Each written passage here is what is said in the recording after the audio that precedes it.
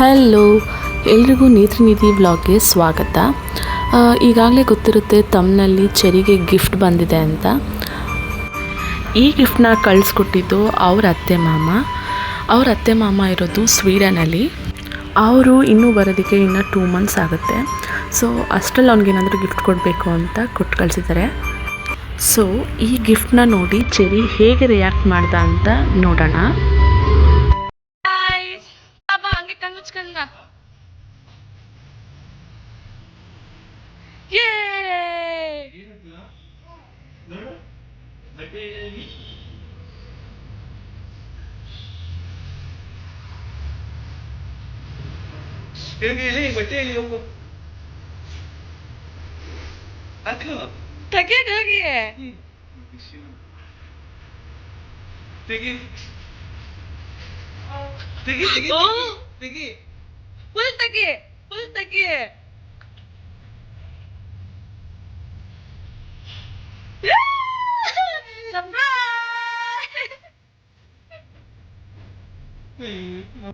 Actually ಹೇಳಬೇಕು ಅಂತ ಅಂದರೆ ಚೆರಿಗಷ್ಟೇ ಅಲ್ಲ ಸರ್ಪ್ರೈಸು, ನನಗೂ ಮತ್ತು ನನ್ನ ಹಸ್ಬೆಂಡ್ಗೂ ಇಬ್ರಿಗೂ ಕೂಡ ಸರ್ಪ್ರೈಸ್ ಆಗಿತ್ತು. ಯಾಕೆ ಅಂತ ಹೇಳಿದ್ರೆ ಇದು ನನ್ನ ಸಿಸ್ಟರ್ ಇನ್ ಲಾ ಸಡನ್ನಾಗಿ ಆರ್ಡ್ರು ಮಾಡಿದರು. ಸೊ ಇದು ನಮಗೆ ಆರ್ಡರ್ ಮಾಡಿ 1 ಡೇಗೆ ನಮಗೆ ಡೆಲಿವರಿ ಆಗಿತ್ತು.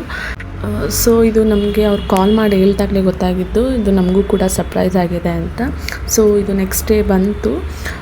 ಚೆರಿ ಎದ್ದೇಳೋ ಅಷ್ಟರಲ್ಲಿ ರೆಡಿ ಮಾಡೋಣ ಅಂತ ಹೇಳಿ ಅವ್ರ ಡ್ಯಾಡಿ ಅದು ಸೈಕಲ್ ಪಾರ್ಟ್ಸ್ಗಳು ಬಂದಿರುತ್ತೆ. ಸೊ ಪಾರ್ಟ್ಸ್ನ ಇವರೇ ರೆಡಿ ಮಾಡಿದ್ರು. ಜಸ್ಟ್ ಅಲ್ಲೇ ಪ್ರೌಚರ್ ಥರ ಇರುತ್ತೆ, ಅದನ್ನು ನೋಡಿಕೊಂಡು ನಾವು ಸೈಕಲ್ ರೆಡಿ ಮಾಡ್ಬೋದು. ಸೊ ಎದ್ದ ತಕ್ಷಣ ಫುಲ್ ಸರ್ಪ್ರೈಸ್ ಆಗಿ ನೋಡ್ತಾ ಇದ್ದ, ವಾವ್ ಅನ್ನೋದು ಬೇರೆ ರಿಯಾಕ್ಟ್ ಮಾಡ್ದ. ತುಂಬ ಖುಷಿಪಟ್ಟ. ಇದ್ರ ಜೊತೆಗೇ ಇನ್ನೂ ಒಂದು ಗಿಫ್ಟ್ ಕೂಡ ಆರ್ಡ್ರ್ ಮಾಡಿದರು. ಒಂದು ಅವ್ರ ಅತ್ತೆ ಮಾಡಿದರೆ, ಇನ್ನೊಂದು ಅವ್ರ ಮಾಮ ಕೂಡ ಆರ್ಡ್ರ್ ಮಾಡಿದರು. ಅದನ್ನು ಅಷ್ಟೇ ಅವರ ತಂದೆ ರೆಡಿ ಮಾಡಿದ್ರು. ಅವನಿಗೆ ಸ್ಲೈಡ್ ಅಂದರೆ ತುಂಬ ಇಷ್ಟ ಅಂತ ಹೇಳಿ ತುಂಬಾ ಖುಷಿಪಟ್ಟು ಸ್ಲೈಡ್ ಕೂಡ ರೆಡಿ ಮಾಡಿಸ್ಕೊಂಡ. ಎರಡೂ ನೋಡಿ ತುಂಬ ಖುಷಿಯಾಗಿ ಅವನಿಗೆ ಪಾರ್ಕ್ ಅಂತ ಮನೇಲೇ ಒಂದು ಮಿನಿ ಪಾರ್ಕ್ ಥರ ಆಗೋಗ್ಬಿಟ್ಟಿತ್ತು ಆ್ಯಕ್ಚುಲಿ ಮನೇಲಿ. ಚೆರಿಗೆ ಅವ್ನ ಗಿಫ್ಟ್ಗಳನ್ನ ನೋಡಿ ಅವ್ರ ಅತ್ತೆಗೆ ತುಂಬಾ ಥ್ಯಾಂಕ್ಸ್ ಹೇಳ್ತಾ ಇದ್ದ, ಅವ್ರ ಮಾಮಾಗೂ ಕೂಡ. ಪಾರ್ಕು ಹೆಂಗೆ ಮಾಡೋದು ಅದನ್ನು ತೋರಿಸು. ಹಂಗೆ ಹೋಗದಾ? ಯಾರು ತಗೊಟ್ಟಿರೋದು ಇದು? ಅತ್ತಿಗೆ ಥ್ಯಾಂಕ್ಸ್ ಹೇಳು. I love you. ಪ್ರಸಾದ್ ಮಾಮ ತಗೊಟ್ಟಿರೋದಾ? ಇಲ್ಲಪ್ಪ, ಸೈಕಲ್ ತಗೊಟ್ಟಿರೋದು ಪ್ರಸಾದ್ ಮಾಮ. ಇದು ಅತ್ತು ಅಂತೆ. ಪ್ರಸಾದ್ ಮಾಮಗೂ ಥ್ಯಾಂಕ್ಸ್ ಹೇಳು. ಅಲ್ಲಿದಾರಲ್ಲ.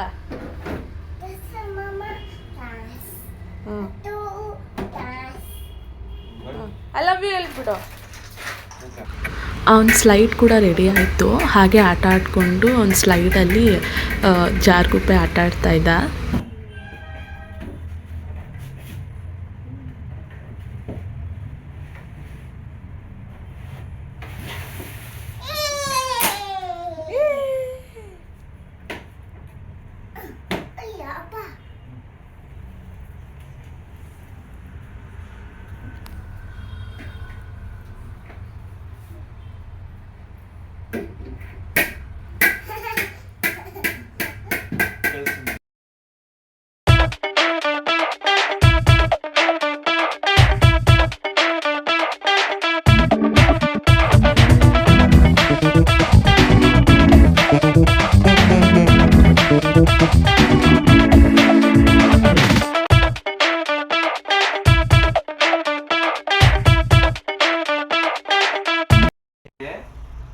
ಏನ್ ಹೆಸರು?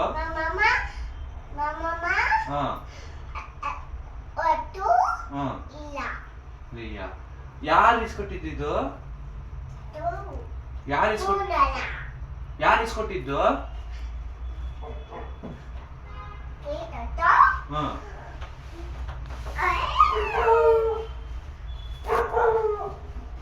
ಯಾರ್ದಪ್ಪ ಇದು? ಯಾರ್ದಿದು?